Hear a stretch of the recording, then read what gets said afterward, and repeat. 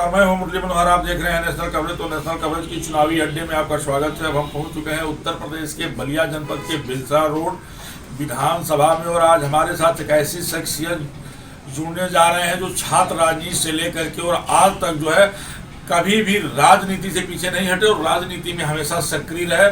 Samajwadi party के बलिया के पूर्व जिला अध्यक्ष अद्याशंकर यादव जी, हम आपकी जानकारी के लिए बता दें कि 1991 में जिस दल का विधायक जो है बिलसा रोड विधानसभा से बनता है, उसी दल की सरकार जो है प्रदेश में बनती है, ऐसा लोगों का मानना है। तो आइए हम आपको मिलवाते हैं माननीय अद्याशंकर यादव जी से। आज आपसे बातचीत होगी विधानसभा चुनाव को लेकर के। अध्यक्ष जी, आपका नेशनल कवरेज में बहुत बहुत स्वागत है। बहुत बहुत धन्यवाद, आपका हार्दिक स्वागत। विधानसभा का चुनाव जो है 3 मार्च को यहाँ होना है। बलिया में जो है 7 सीटें पड़ती हैं और 7 सीटों में जो है बलिया का अब तक का इतिहास रहा है कि जिस दल को जो है जिताते हैं थोक के भाव में जिताते हैं। तो इस बार आपको क्या लगता है कि आप कितनी सीटें जीत रहे हैं?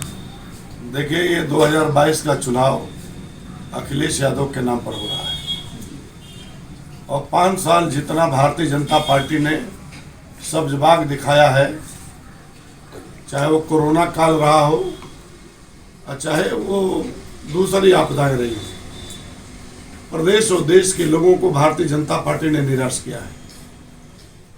इनके जमाने में अस्पताल बंद हो गए, स्कूल बंद हो गए, पुलिस की लाठियां नागरिकों पर बरसती रही, निर्दोष लोग पीटे जाते रहे, थाने में जबरदस्त वसूली होती रही और इनके नेता अहंकार की भाषा बोलते रहे। इससे क्षुब्ध होकर के पूरे प्रदेश में एक वातावरण चला है और अखिलेश यादव के पक्ष में माहौल है। हम 2022 में उत्तर प्रदेश में पूरी मेजॉरिटी के साथ, प्रचंड बहुमत के साथ अखिलेश यादव के नेतृत्व में सरकार बनाने जा रहे हैं। बलिया में 2 सीटें गठबंधन हो गई है, रसड़ा विधानसभा का और बिलसा रोड विधानसभा का। आप क्या संदेश देना चाहते हैं? बलिया जनपद की कुल 7 सीटें हैं। 5 पर समाजवादी पार्टी लड़ रही है, 2 पर गठबंधन लड़ रहा भाजपा। ओम प्रकाश राजभर जी से हमारा गठबंधन है और जिस तरह से ओम प्रकाश राजभर ने पिछली बार भारतीय जनता पार्टी के साथ गठबंधन करके उनको सत्ता दिलाने का काम किया था, सरकार मिलने के बाद उनको भारी अपमान मिला, तिरस्कार मिला, दरोगा तक उनकी बात नहीं सुनता था। और जिन मुद्दों पर ओम प्रकाश राजभर ने भारतीय जनता पार्टी को समर्थन दिया था, वो मुद्दे उनके एजेंडे से गायब हो गए। वो लगातार संघर्ष करते रहे कि हमारे एजेंडे को लागू किया जाए। हम अपने लोगों से बात किए हैं, लेकिन उन्होंने बिल्कुल रद्दी की टोकरी में डाल दिया। तब जाकर के उन्होंने इस्तीफा दे दिया और मंत्री भी बनाया था, तो ऐसे विभाग का, विकलांग विभाग का मंत्री बनाया था जहां मंत्री 2 लोगों को 2 कप चाय भी नहीं पिला सकता। अगर हम पिछले विधानसभा की बात करें तो पिछले विधानसभा में जो है ओम प्रकाश राजभर के बड़े लड़के अरविंद राजभर को बलिया से ही चुनाव लड़ाया गया था और वो चुनाव हार गए थे। नहीं, वो तो भारतीय जनता पार्टी की रणनीति थी।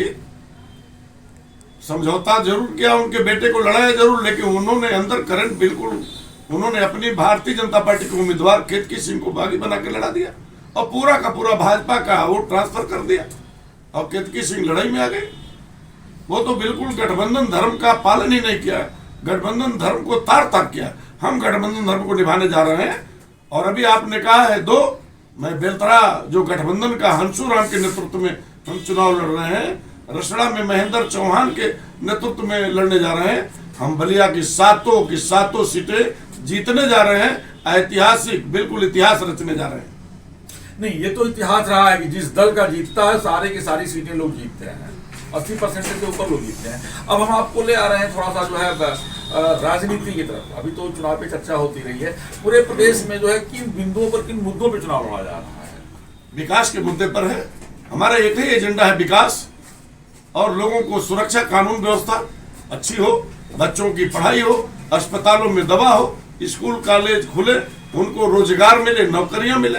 हमारे नेता अखिलेश यादव ने कहा कि पहली कैबिनेट में उत्तर प्रदेश सरकार का शपथ लेने के बाद पहली कैबिनेट में 10 लाख नौजवानों को नौकरी देने का मैं निर्णय ले लूंगा और 22 लाख आईटी सेक्टर में उनको काम देने का काम करूंगा।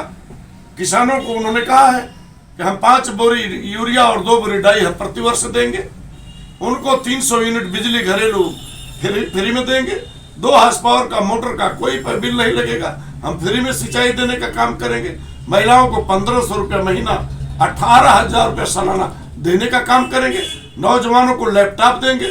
इंटर पास करने के बाद चाहे बेटी हो या बेटा हो, बड़ी जात का हो या छोटी जात का हो, हम सबको देने का काम करेंगे। भारत के गृह मंत्री को नहीं पता है कि इंटर और 12 और इंटर क्या होता है। भारत के गृह मंत्री चुनावी सभा कर रहे हैं। आपको याद होगा इन्होंने एक बार और भी कहा था कि जब भारतीय जनता पार्टी के देश में सरकार बनेगी तो हम 15-15 लाख रुपए आपको देंगे। और जब नहीं दिया, वो तो जुमला जब नहीं दिया और आप लोगों ने ही पूछा कि आपके इस वादे का क्या हुआ, तो उन्होंने कहा जुमला है। तो ये भारतीय जनता पार्टी का जुमला है। इसलिए उन्होंने कहा है कि इंटरमीडिएट पास करने के बाद 12th में जो एडमिशन ले लेगा हम उसको लैपटॉप देंगे। देना नहीं है तो झूठ बोलना है और नई परिभाषा बताना है। अब पढ़े लिखे लोग हैं, नहीं है, अब इनको हम अनपढ़ भी नहीं कह सकते, गंवार भी नहीं कह सकते, लेकिन इतना जरूर कहेंगे ये खराब लोग हैं, झूठे लोग हैं, सब्जबाग दिखाते हैं और मुद्दे को भटकाते हैं, झूठ बोल करके भोली भाली जनता को ठगने का काम करते हैं। जनता इनसे निजात चाहती है। जब पिछली बार समाजवादी पार्टी की सरकार थी तो भीमपुरा को ब्लॉक बनाया गया था, अंतिम समय में घोषणा हुई थी, लेकिन वो भीमपुरा जो है अपने अस्तित्व में आ नहीं पाया। अगर सरकार बनती है समाजवादी पार्टी की, तो क्या भीमपुरा को पुनः जो है ब्लॉक बनाने का प्रयास किया जाएगा? हम लोग समाजवादी पार्टी के लोग अपने एजेंडे पर कायम हैं। हम विकास को गति देना चाहते हैं।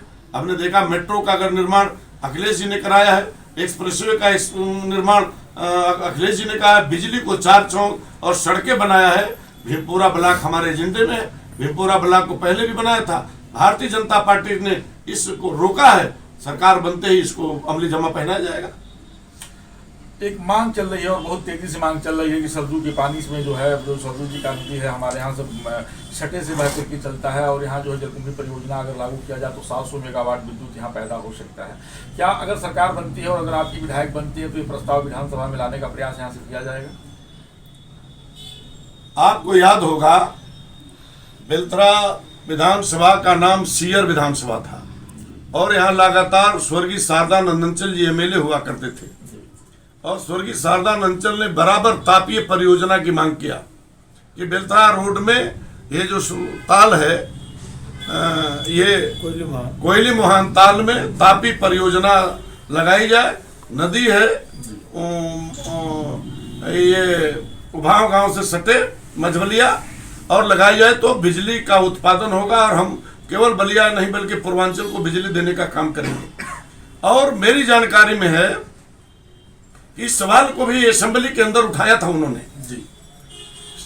उत्तर प्रदेश की विधानसभा में उन्होंने मांग किया था और उनके प्रस्ताव पर 1991 में जब देश के प्रधानमंत्री स्वर्गीय चंद्रशेखर जी थे तो उनके ऊर्जा मंत्री कल्याण सिंह कालवी याद होगा जी। और जिनके सामने यह प्रस्ताव गया था, लेकिन उसके सरकार जाने के बाद दूसरी सरकार आ गई। उत्तर प्रदेश के अंदर भारतीय जनता पार्टी की सरकार और वहां कांग्रेस की सरकार, और उसे रद्दी के टोकरी में डाल दिया गया और उस परियोजना को बिल्कुल ठंडे बस्ते में डाल दिया गया। अंतिम सवाल, क्योंकि आप समाजवादी पार्टी के पूर्व जिला अध्यक्ष हैं, इसलिए मैं आपसे बात कर रहा हूं।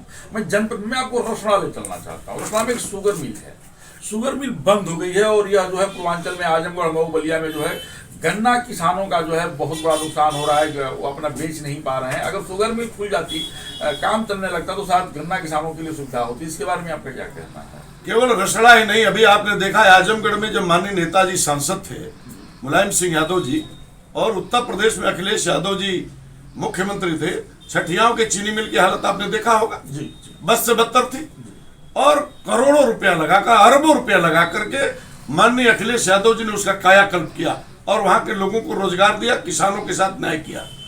और उसी तरह से पूरे प्रदेश में आपको याद होगा जब बसपा की सरकार थी, बहन जी मुख्यमंत्री थी, तो बड़े पैमाने पर चीनी मिलों को बेचने का काम शुरू किया था। अब तो गेस्ट हाउस भी वो बेचने जा रही थी, लेकिन उस पर समाजवादी पार्टी के लोगों ने विरोध जताया और बचा लिया।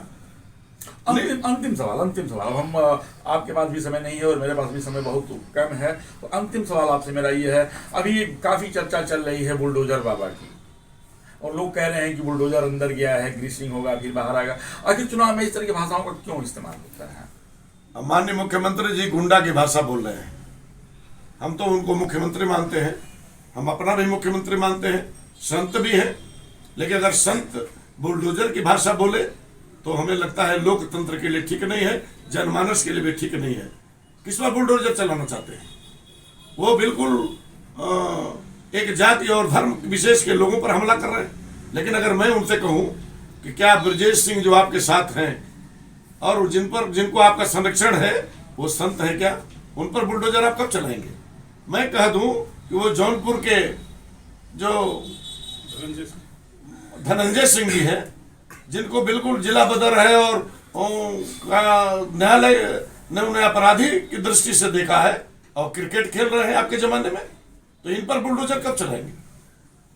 जातिवाद का नंगा नाच एक संत करे, एक मुख्यमंत्री करे, हमें लगता है कि लोकतंत्र में इससे खराब बात नहीं हो सकती।